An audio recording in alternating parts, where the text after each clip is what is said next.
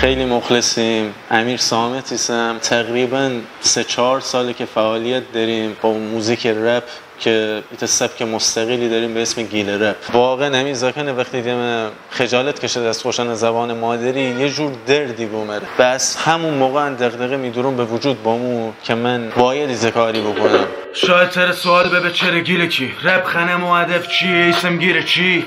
شاید تر سوال ببه اما فکر بکن چرا جی میان بشه علی کی؟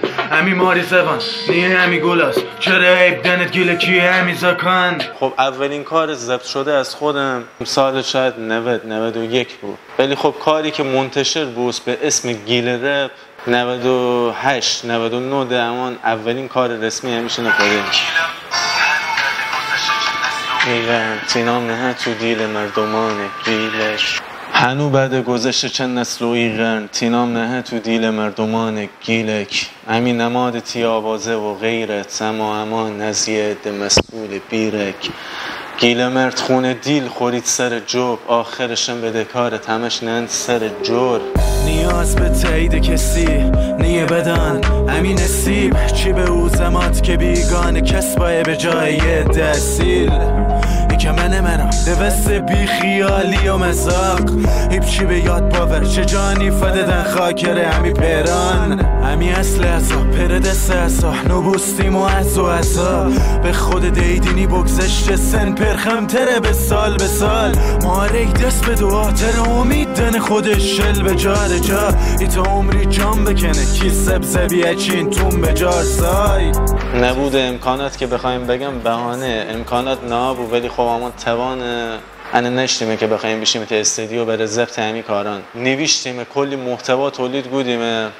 واقعا هم کارهایی که اصلا خیلی از میکاران نابوده بود به خاطر اینکه شرایطی نبود که من بتونم میکاران ضبط بکنم. اولین کارم میشین در مورد گیلان بود، کسایی که واقعا از خوشان فرهنگ فراری بود، کسایی که خجالت کشینه به زبان گیلکی صحبت بکند.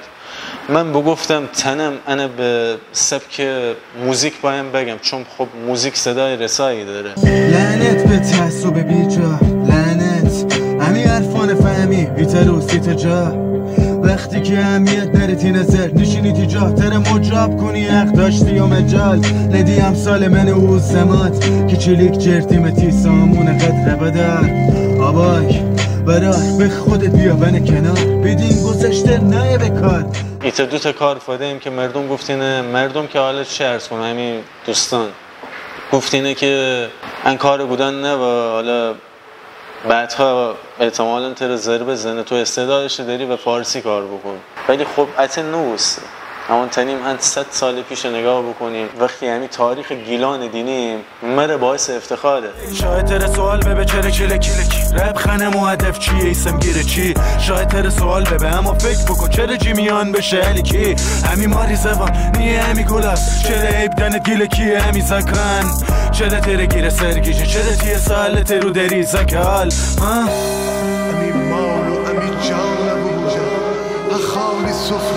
خودم شاید میگیله که صحبت بودن مورد بداره شاید اصلا اصیل نبه شاید مثلا کارهایی که دارم خب ایراد بداره. من همیشه دوست داشتم واقعا اون کلماتی که از بین بیشه توی گیلان اوشان باورم تو چارچوب میکارن و اینکه استفاده بکنم از واژه‌هایی که واقعا توی گیلان نابوده اوسه. بگید آقا مسئول کویست همی گیلان غم خوردن داره بگید آقا از خواب ویریزه حق و ناحق بردن داره بگید آقا از خواب ویریزه همی کوه و جنگل زمین بوشو. خیلی در مورد سراوان کار فادم، در مورد طالاب انزلی، در مورد زبان مادری کار فادم که اسم کار بنام ارق از مشکلاتی که سر فوتبال گیلان پیش بومو و من ایت کار فادم به اسم داماش. بابا ایسومی براری میداداشی همان گیله کیم چه ملوانی چه داماشی کس پوشتیم نپوش به ما زیاد دوباره ایران لرسنیم نیه راه زیاد لازم راه بارم جوره گیریم دوباره وقاب من سن پره گیریم چوکا تا استارا کس دست گیریم گیله کتالش دوباره گیلان. اما با ما این رپ گیلکیه حالا ایت سبکی یعنی نه بنیم گیله رپ. بحث موسیقی رپ فارسی با گیلکی خیلی فرق کنه. من خودم هم فارسی اوایل کار بودم هم گیلکی، نه اینکه خودم گیلکم خواهم حرف بزنم، نه واقعا تکست نویسی شعر گیلکی خیلی سخته حالا چه رو بیت ببه چه بدون بیت. اشخاصی که توی گیلان رپ کره کارگودینه، رپ فارسی و واقعا هم قوی کارگودینه.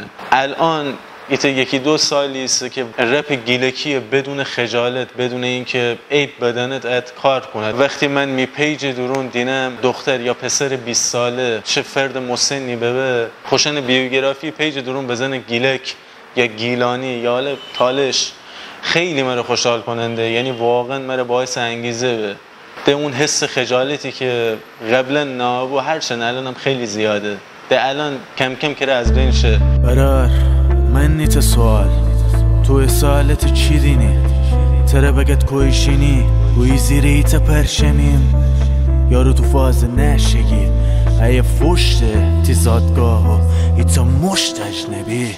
من خودم بچه روستایم، من شهرستان سومسرا شینم، دهستان کسما و روستای پاسکه، یعنی تا روستای، یعنی هیچ وقت نم از کسی نیش دوستم که آقا مشکلات گیلان درون نه و من بایم فقط بگم آره فلان موسه مثلا همین گیلان زمینان بفروخت دادته. نه، شاید خیلی هم بگید آقا مهم نی اما باید با جامعه پیشرفت بکنیم. خب اگه پیشرفتش اینه که من اصالت بخوایم فراموش بکنم، این چه پیشرفتیه؟